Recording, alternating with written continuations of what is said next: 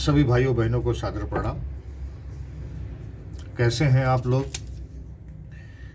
उम्मीद होगी कि परम पूज्य गुरुदेव वंदनीय माता जी के सुख संरक्षण में माँ भगवती गायत्री के असीम आशीर्वाद से आप लोग ठीक होंगे, अच्छे होंगे, प्रसन्न होंगे।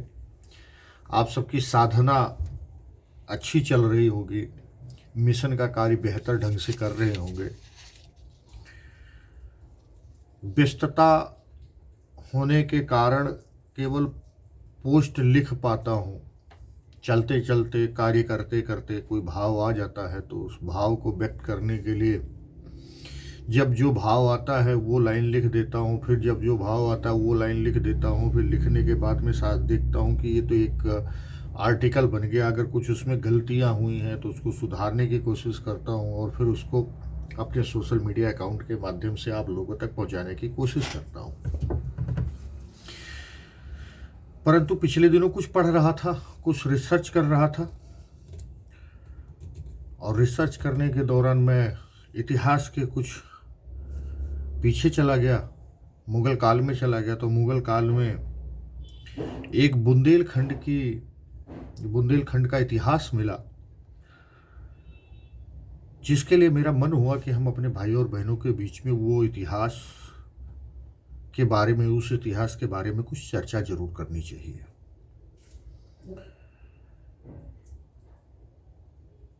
वर्तमान में जो भी घटनाक्रम चल रहा है, अच्छा या बुरा कुछ भी चल रहा है, और वर्तमान परिस्थितियों में जब मन डामाडोल होने लगे, ऐसी स्थिति में हमें बीते हुए समय में चला जाना चाहिए। अपने महापुरुषों को देखना चाहिए, अपने महापुरुषों को पढ़ना चाहिए, चिंतन मनन करना चाहिए। वर्तमान परिस्थितियों में इससे हमें प्रकाश अवश्य मिलता है, मार्ग अवश्य मिलता है। वो भाग्यशाली हैं जिनको पढ़ने का अभ्यास है, जो स्वाध्याय करते हैं, साहित्यों का अध्ययन करते हैं, इतिहास को पढ़ते हैं, वर्तमान में चिंतन मनन करते हैं, समीक्षा करते हैं। वो किसी व्यक्ति, किसी परिवार के पीछे नहीं भटकते। उनकी अंतरात्मा ही उनको मार्गदर्शन करने के लिए पर्याप्त हो जाती है। इतिहास बुंदेलखंड की है भाइयों और बहनों। 1661 की घटनाक्रम के बारे में थोड़ा सा हम बताना चाहेंगे। उस समय के हमारे वीर योद्धा आदरणीय चंपत राय जी ने औरंगजेब के विरुद्ध विद्रोह किया था।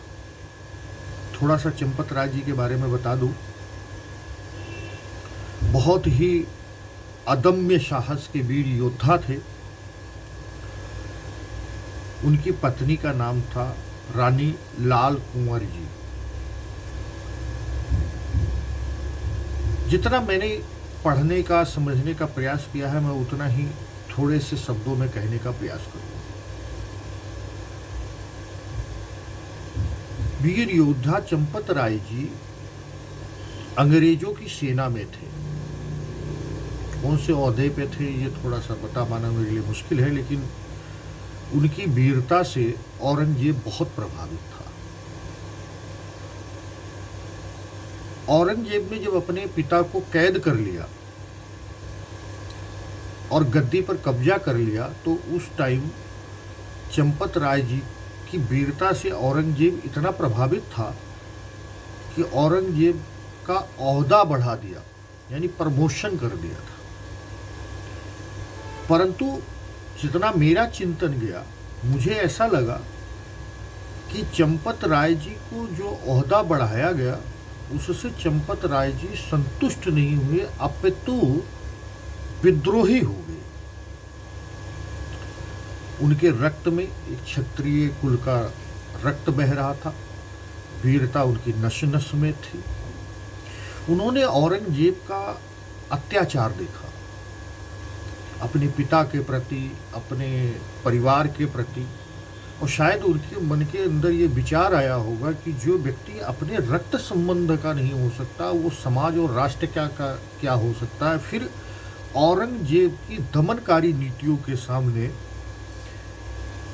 चंपत राय जी खड़े हो और 1661 में उन्होंने विद्रोह कर दिया। ध्यान दीजिएगा यहाँ पे कि मुगल काल की सेना में थे, सिपाही थे, अच्छे ओहदे पे थे, ठीक है, लेकिन औरंगजेब की नीतियों के विरुद्ध उन्होंने सशस्त्र संघर्ष छेड़ दिया और बुंदेलखंड को औरंगजेब से आज़ाद कराने के लिए उन्होंने ये युद्ध, छोटे छोटे युद्ध, छोटे छोटे संघर्ष शुरू कर दिया। बुंदेलखंड में उनका बहुत अच्छा सम्मान था। किसी बड़े नगर में वो निवास नहीं कर पाते थे, आदिवासी वनवासी क्षेत्रों में वो रहा करते थे और छोटे छोटे युद्ध जो है ना औरंगजेब के सैनिकों के बीच में, उनके बीच में चलता रहता था। औरंगजेब चंपत राय जी से परेशान था। औरंगजेब चंपत राय जी के विद्रोह को हर हालत में कुचल देने के लिए आतुर था। वो अपने सिपाहियों को विशेष लगा के चंपत राय जी के पीछे रखता था। चंपत राय जी, उनकी पत्नी और उनका पुत्र तीनों जगह बदलते रहते थे और अपने आप को छुपाते रहते थे और समय समय पर औरंगजेब की जो है सेना के टुकड़ियों के साथ उनका संघर्ष चलता रहता था। चंपत राय जी की प्रतिष्ठा भी बुंदेलखंड में बढ़ रही थी। वीर थे, साहसी थे, क्षत्रिय थे, गुण कर्म स्वभाव से क्षत्रिय थे, तो उनका सम्मान निरंतर बढ़ता रहता था। लेकिन उनके समय में कोई विशेष संगठन नहीं बन पा रहा था, संगठित नहीं हो पा रहे थे, जिससे एक बड़ी सेना गठित होकर के औरंगजेब से युद्ध किया जा सके। परंतु चंपत राय जी औरंगजेब के सामने घुटना टेकने को किसी हालत में तैयार नहीं थे। भले ही वो महाराणा प्रताप की तरह घास की रोटी खा रहे थे, लेकिन औरंगजेब के सामने वो घुटने टेक नहीं रहे थे। एक समय ऐसा आया कि आदिवासी क्षेत्र में थे, रात्रि के समय में चंपत राय जी को औरंगजेब की सेना मुगलों की सेना ने घेर लिया। चंपत राय जी दूरदर्शी थे, क्योंकि उनकी पत्नी रानी लाल कुंवारी जी वो भी उनके साथ सैनिकों की तरह युद्ध किया करती थी। तो उन्होंने अनुमान लगाया कि पुत्र छत्रसाल को यहाँ से निकाल देना चाहिए, क्योंकि आज का युद्ध बहुत भीषण है, शायद ही हम बचें। उन्होंने क्योंकि उनके पुत्र की उम्र उस समय 12 वर्ष थी, और उन्होंने अपने पुत्र को पीछे के रास्ते से निकाल दिया और पुत्र से बोला कि बेटा आप अपनी बहन के पास चले जाओ और वहाँ तुम्हें संरक्षण प्राप्त होगा, तुम्हारा पालन पोषण होगा और ये बुंदेलखंड की जनता तुम्हारा हर हालत में सहयोग करेगी। ये मिट्टी हमारी है, ये देश हमारा है और इसकी प्राणों से रक्षा करना हमारी जिम्मेदारी है। इतिहास बताता है कि छत्रसाल जी, जो कि जाने को तैयार नहीं थे, लेकिन पिता के आदेश और माता का आग्रह भी नहीं टाल पाए और वो अपनी बहन के यहाँ चले गए।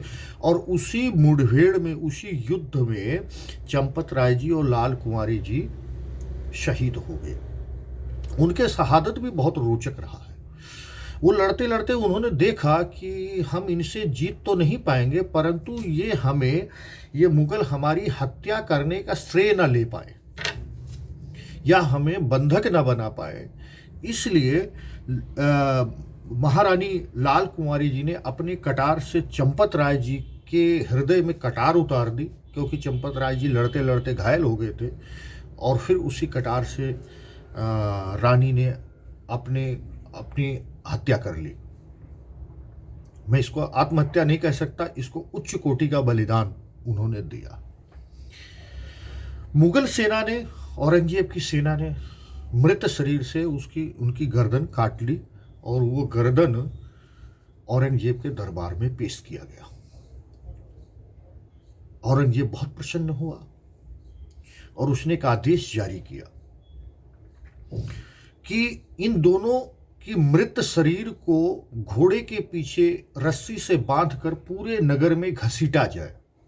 अब यहां से बहुत ही भीभत्स चेहरा औरंगजेब का नजर आया और बहुत ही करुणादायक स्थिति यहाँ पे देखने को मिली। और यहाँ पे हम अपने गायत्री परिवार के परिजनों से कहना चाहेंगे कि इस विषय पे बड़ी गंभीरता से चिंतन करिए। खासकर उन भाइयों बहनों को कहना चाहेंगे जो क्रांति के पथ पर हैं, जो जय जयकार के पथ पर नहीं है, जो परिवारवाद की चरण वंदना के मार्ग को स्वीकार करने को तैयार नहीं है। मैं अपने उन भाइयों और बहनों से कहना चाहूँगा कि यहाँ से समझिए थोड़ा सा। पूरा दिन घोड़े के पीछे वीर चंपत राय जी और रानी लाल कुंवारी जी का मृत शरीर बिना धड़ के सैनिक उनके नगर नगर में, रोड रोड में, गली गली में घसीटते थे। भीड़ इकट्ठा होती थी, देखती थी। और इसके पीछे औरंगजेब की मंशा थी कि जन समाज में भय व्याप्त तो हो जाए। खैर, इधर दूसरे तरफ घटना यह घट रही थी कि छत्रसाल जी जो है अपनी बहन के पास गए। उनकी बहन को सूचना प्राप्त हुई कि माता पिता जी शहीद हो चुके हैं। बेटी थी, भावुक हो गई। कुंवर जी थे, वो भी भावुक हो गए। परंतु छत्रसाल जी ने खुद को संभाला, क्योंकि उम्र 12 वर्ष की थी, और उन्होंने संकल्प लिया कि औरंगजेब की सत्ता को हम जड़ से उखाड़ देंगे। उनकी बहन ने कहा कि भाई इस समय तू क्रोध में है, जो तू कुछ बोल रहा है क्रोध में बोल रहा है। बोली नहीं बहन, मैं क्रोध में नहीं, पूरे संयम के साथ, पूरे विवेक के साथ, पूरे धैर्य के साथ आज हम ये संकल्प ले रहे हैं कि हम औरंगजेब की सत्ता को उखाड़ देंगे। उनका ये दृढ़ संकल्प देख करके उनकी बहन ने उनका साथ देने से स्पष्ट इनकार कर दिया। उन्होंने कहा भाई हम तेरे कारण अपने परिवार को संकट में नहीं डाल सकते। मेरे क्रांतिकारी भाइयों बहनों, जो परिवारवाद की दास्ता को स्वीकार नहीं कर रहे हैं, उनको इस विषय को अच्छी तरह समझना चाहिए कि एक बहन को पता है कि मेरा भाई 12 वर्ष की आयु में है, एक बालक अवस्था में है। मेरे माताजी, मेरे पिताजी शहीद हो चुके उस सत्ता से टकराकर। उनकी मृत शरीर की दुर्दशा की जा रही है और इतनी विपरीत परिस्थितियों में हिम्मत ये बालक हार नहीं रहा है, उल्टा संकल्प ले रहा है और दृढ़ता के साथ संकल्प ले रहा है कि मैं औरंगजेब की सत्ता को उखाड़ दूंगा। परंतु औरंगजेब की ताकत उस समय इतना था, इतनी मात्रा में था कि इतिहास अगर आप चले जाएं देखें तो कहते हैं कि उसी का सूर्य उदय होता था, कोई उसके खिलाफ जाने को तैयार नहीं था। ऐसी अवस्था में छत्रसाल जी का साथ उसकी अपनी सगी बहन ने छोड़ दिया कि तेरे कारण मैं अपने परिवार को संकट में नहीं डालूंगी। ये स्थिति थी। उधर दूसरी तरफ चंपत राय जी और रानी लाल कुमारी जी को शरीर को गली गली चौराहों पे घसीटा जा रहा था। लोगों की भीड़ इकट्ठा होती थी, अंदर से लोग व्याकुल होते थे, अंदर से लोग रो रहे थे, अंदर से लोग तड़प रहे थे कि हमारे नायक की कितनी बड़ी दुर्दशा हो रही है कि उनकी शरीर अग्नि को समर्पित करने के लिए आताताई नहीं दे रहे हैं। लेकिन अंदर सामूहिक रूप से संघर्ष के जज्बा नहीं जाग रहा था कि सामूहिक रूप से 200, 500, 1000 लोग अगर ईंट पत्थरों से भी उस सैनिक टुकड़ी पर हमला करते तो एक बार के लिए उस सैनिक की टुकड़ी को इन महान आत्माओं के मृत शरीर को छोड़ के भागना पड़ता, परंतु ऐसा संभव नहीं हुआ। अब इधर अपनी बहन का घर छोड़ करके छत्रसाल जी निकल पड़े। जहां जाते, जिस जगह जाते, वहीं पे उनके लिए दरवाजे बंद हो गए। मैं यहां याद दिलाना चाहूंगा, चंपत राय जी ने जब छत्रसाल जी को अपने से अलग किया कि बहन के पास चले जाओ, उस समय उन्होंने कहा था कि बुंदेलखंड के प्रत्येक नगर, प्रत्येक ग्राम में तुम्हारा सम्मान होगा, तुम्हारा सहयोग होगा, इतनी मान्यता हमारी है। तुम इस मिट्टी को आज़ाद कराने के लिए हमारे से अलग हो जाओ, अपनी बहन के पास जाओ, शिक्षा दीक्षा लो, प्रशिक्षण लो, जिससे भविष्य में इस संघर्ष को आगे जारी रखा जा सके। क्योंकि वर्तमान में हमारी स्थिति ऐसी नहीं है कि हम सीधा औरंगजेब से टकरा करके इस युद्ध में विजय पा सकें, और झुकना नहीं है, ये पहली शर्त है। इतिहास बताता है कि 12 वर्ष की उम्र में छत्रसाल जी जिस दरवाजे पे खड़े हुए, वो दरवाजा बंद होता चला गया। भोजन तो छोड़िए, रहने के लिए छत तो छोड़िए, कोई एक गिलास पानी पिलाने को तैयार नहीं था। अंग्रेजों के काल में यही स्थिति वीर चंद्रशेखर आजाद की मां के साथ हुआ था। इतिहास कहता है कि छत्रसाल जी का मनोबल टूटने लगा, वो निराश होने लगे, और वो एक वन क्षेत्र से गुजर रहे थे और वहां पे गिर पड़े, क्योंकि बहुत दिनों से उनको भोजन जल नहीं प्राप्त हुआ था, और वो बेहोश हो गए। वहीं पास से एक कुम्हार जाति की महिला निकल रही थी, उसने छत्रसाल जी को उठाया, संभाला, घर लाई, भोजन वगैरह दिया, रहने का निवास दिया। भगवान की किरण यहाँ से प्रारंभ हो गई। छत्रसाल जी क्योंकि बालक थे, इधर दूसरी तरफ चंपत राय जी और रानी लाल कुंवारी जी के मृत शरीर को नगर नगर में, गांव गांव में, गली गली में घसीट घसीट के सबको दिखाया जा रहा था। छत्रसाल जी ने उस कुम्हारन के बेटे को के साथ, जो कि उम्र में उनसे भी छोटा था, करीब करीब 9 वर्ष का था वो, दोनों ने जब चंपत राय जी और लाल कुमारी जी के मृत शरीर से भारी मात्रा में दुर्गंध आने लगी, तब सैनिक परेशान होने लगे, और सैनिक शरीर को छोड़ के दूर जाकर के योजना बना रहे थे कि हम औरंगजेब के आदेश का अगर पालन नहीं करेंगे तो हमारा सर कलम कर दिया जाएगा, और अगर पालन करते हैं तो हमारी ये दुर्दशा है कि शरीर से भारी मात्रा में दुर्गंध आने लगी। ऐसी वो अवस्था में बात करते हुए सैनिक जब मदिरा पान कर रहे थे, उसी दौरान छत्रसाल जी ने और उसके जो छोटे से मित्र ने, जिनकी उम्र करीब 9 साल और 12 साल थी, उन्होंने कोई ऐसी औषधि वहाँ के वातावरण में बिखेर दी और अपना मुंह ढक लिया, जिससे वो सैनिक उसके परिवेश में आते वो बेहोश हो गए, और दोनों ने चंपत राय जी और लाल कुमारी जी के मृत शरीर को वहाँ से निकाल ले गए, और निकाल करके ले जा करके उसका विधिवत भारतीय संस्कृति के रीति रिवाज से उन्होंने अंतिम संस्कार किया। ये एक इतिहास है। बाकी का इतिहास भाई और बहनों अगर आपको जानना है तो गूगल बाबा आज के डेट में है, मिल जाएगा कि औरंगजेब को बुंदेलखंड से छत्रसाल जी ने उखाड़ कर फेंक दिया। वो इतिहास बात की बात है। विषय पर आते हैं। इतिहास ये बताता है कि इस धरती पर जब जब क्रांति हुई है, वो क्रांतियां भीड़ ने नहीं किया है, भीड़ सहयोगी बनी।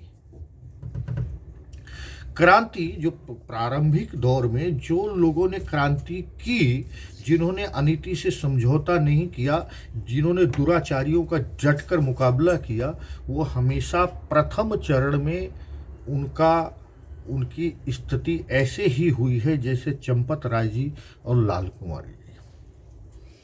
लेकिन दूसरे चरण में विजय अवश्य मिली है। भाइयों बहनों, हमें ये सोचना है, परम पूज्य गुरुदेव हमारे को कहा करते थे, हम लोगों को कहा करते थे कि बेटा तुम लोग अद्भुत हो, तभी हमने तुम लोगों को चुना है। अब हमें ये विचार करना है कि वास्तव में हम उनके अंग अव्यय हैं। उन्होंने अपने अंग अव्यय में लिखा था कि लिखने वाली ये उंगलियां हमारी ही नहीं, तुम लोगों का सम्मिलित स्वरूप है। तो हमें ये विचार करना होगा, हम सबको ये विचार करना हो कि वर्तमान परिस्थितियों में हम परम पूज्य गुरुदेव के अंग अव्यय हैं, नंबर 1।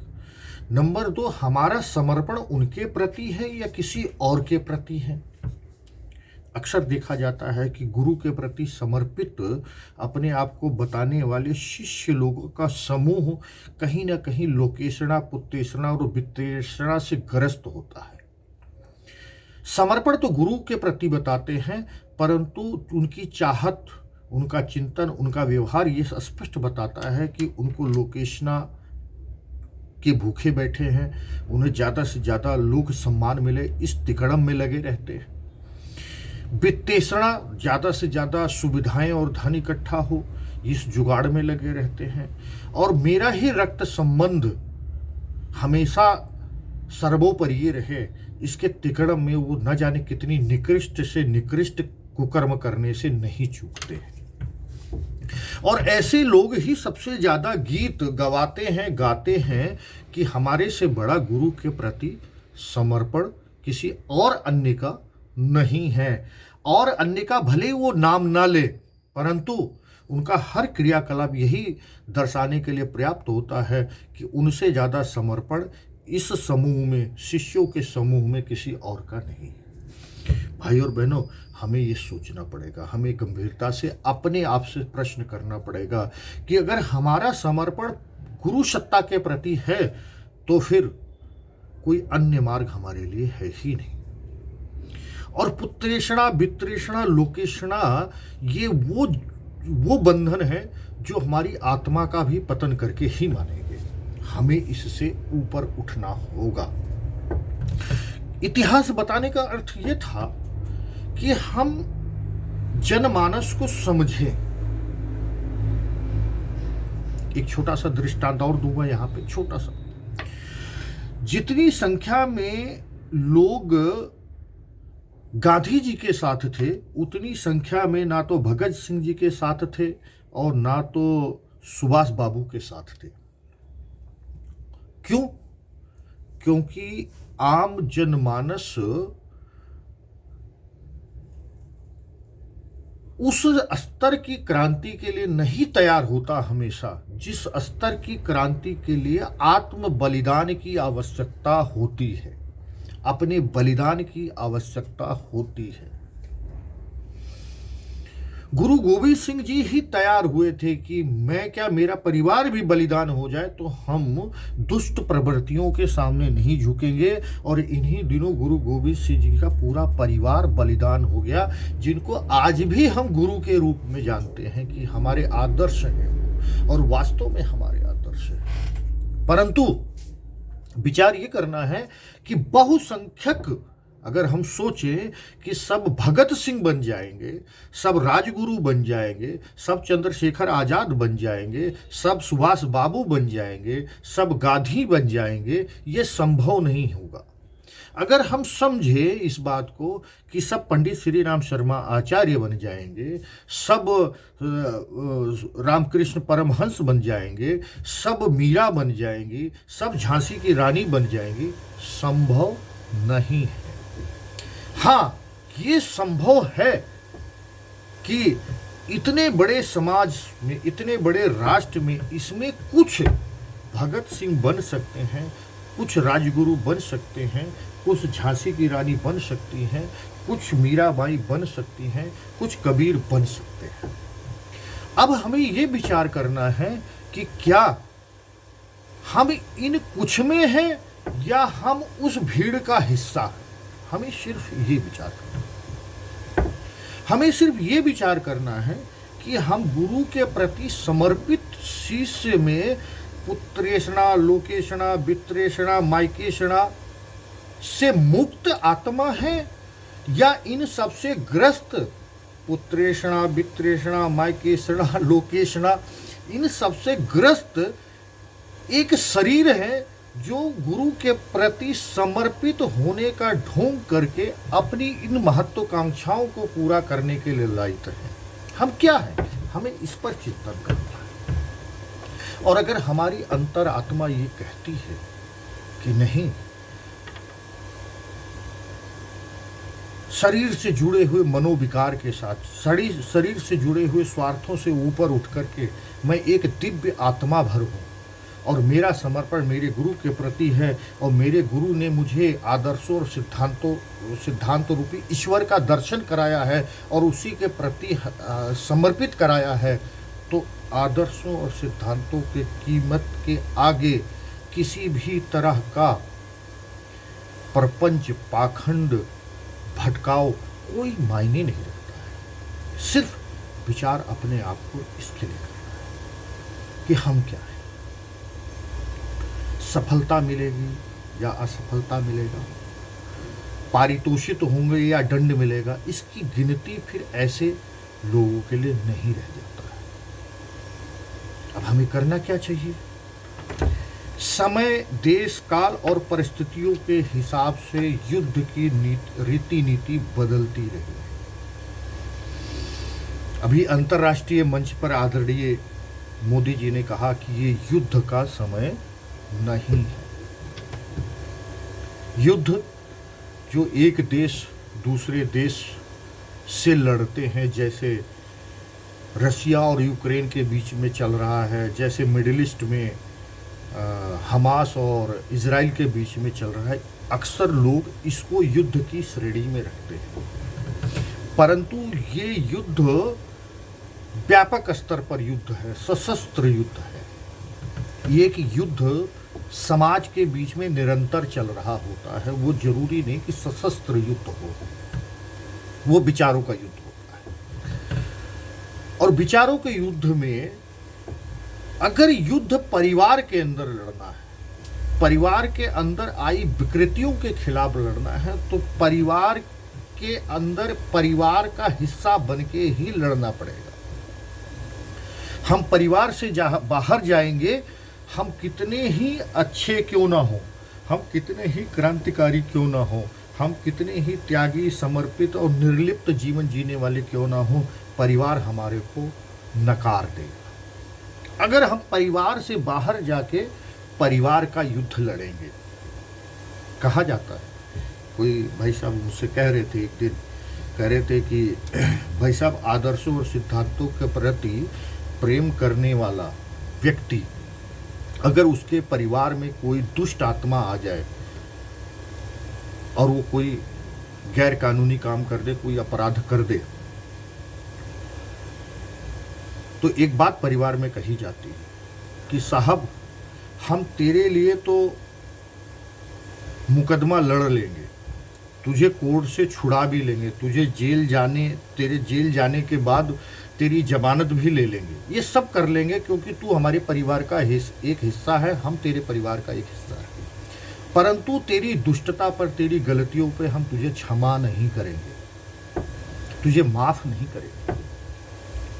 इसको कहते हैं परिवार की लड़ाई, है ना। कहने का अर्थ थोड़ा सा और सरल करूं, परिवार हमारा, परिवार के लोग हमारे, इस परिवार में अगर कोई संघर्ष है, कोई तनाव है, कोई क्लेश है,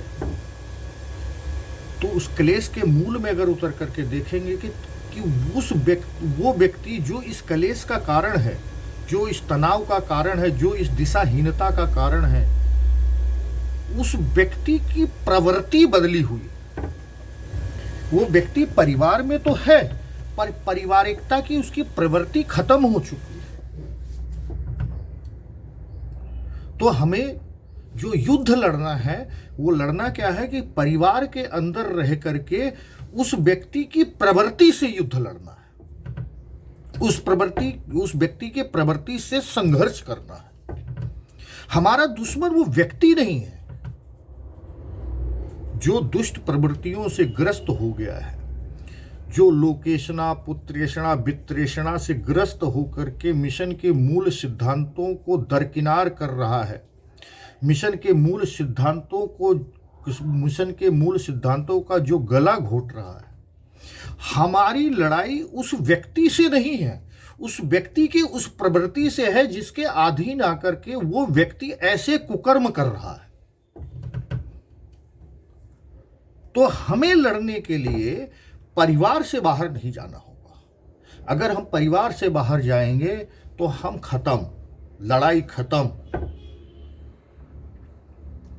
और ऐसी प्रवृत्ति से ग्रस्त जो व्यक्ति दुष्ट है, दुराचारी है, जिसमें लोकेशना है, जिसमें पुत्रेषणा है, जिसमें वित्तेषणा है, जो छल, छद्म, पाखंड, इन प्रवृत्तियों से जो घिरा हुआ परिवार के अंदर भ्रमित व्यक्ति है, जो परिवार को दिशाहीन कर रहा है, परिवार के मूल विचारधाराओं से अलग हट करके पूरे परिवार को हटा करके छिन्न भिन्न करने पे तुला हुआ है, ऐसे व्यक्ति का पहला ही कदम यही होगा कि हमारे खिलाफ खड़े हुए लोगों को परिवार के बाहर का रास्ता दिखा दो, जिससे जैसे ही परिवार के बाहर का रास्ता वो उसने लिया, वो व्यक्ति खत्म, वो लड़ाई खत्म। एक छत्र राज उस दुष्ट प्रवृत्ति के व्यक्ति का हो जाएगा। तो पहली शर्त, पहला कदम, हम परिवार के अभिन्न अंग हैं, परिवार हम में है, और गुरु सत्ता द्वारा दिखाया गया मार्ग ही हमारा मार्ग है। गुरु सत्ता द्वारा स्थापित किए हुए सारे प्रकल्प हमारे हैं, सब में हमें अटूट श्रद्धा है। अपनी श्रद्धा को भी तौलते रहना है कि विपरीत परिस्थितियों के कारण कहीं अश्रद्धा तो नहीं आ रही है, संशय तो नहीं आ रहा है, मन भटक तो नहीं रहा है। अगर ऐसा हो तो गुरुदेव के साहित्यों में अपने आप को उतारो, अपने वरिष्ठों से अपनी मनोदशा के बारे में चर्चा करो, चिंतन करो, मनन करो। मैं दावे से कहता हूँ गुरु सत्ता किसी न किसी माध्यम से, कोई न कोई तरीके से हमें इस भ्रम से निकाल लेगी। तो जो आदर्श और सिद्धांत जिसके प्रति समर्पण गुरु सत्ता ने हमें सिखाया है, उस आदर्श और सिद्धांत के लिए निरंतर गरिमामय तरीके से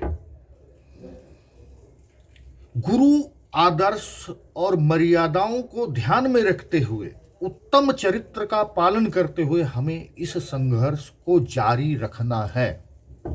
कब तक जारी रखना है? जब तक उस व्यक्ति की मनोवृत्ति पूरी तरह बदल ना जाए। क्योंकि दुश्मनी या नफरत या घृणा हमें उस व्यक्ति से नहीं करना, उस व्यक्ति की उस प्रवृत्ति से करना। जब तक वो व्यक्ति अपनी उस प्रवृत्ति का त्याग करके श्रेष्ठ मार्ग पर नहीं आ जाता है, तब तक संविधान के दायरे में रहते हुए, गुरु के आदर्शों और सिद्धांतों के गरिमा में रहते हुए उस व्यक्ति का जितना हो सकेगा हम विरोध करेंगे, हम उसकी आलोचना भी करेंगे, हम उसकी निंदा भी करेंगे। परंतु निंदा, आलोचना और विरोध करते समय हमें हमेशा ये ध्यान रखना है कि कहीं उस व्यक्ति से वास्तविक रूप में हमें घृणा ना होने लगे।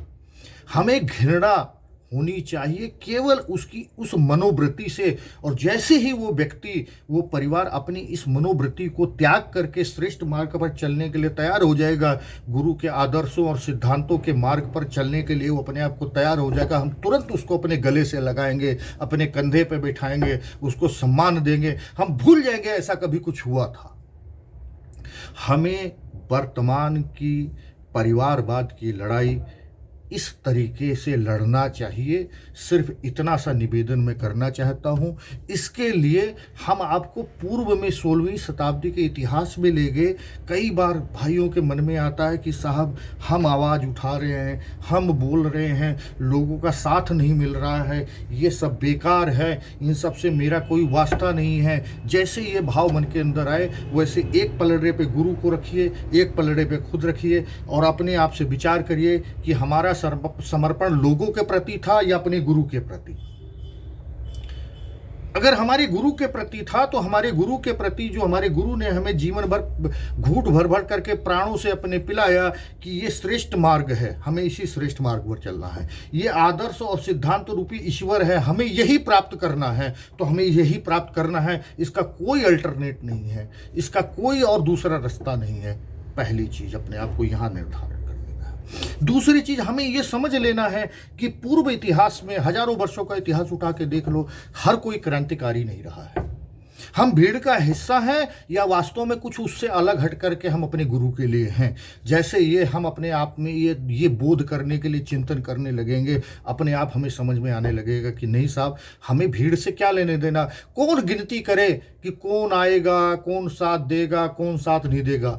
हमारे अंदर जितनी भी सामर्थ्य है,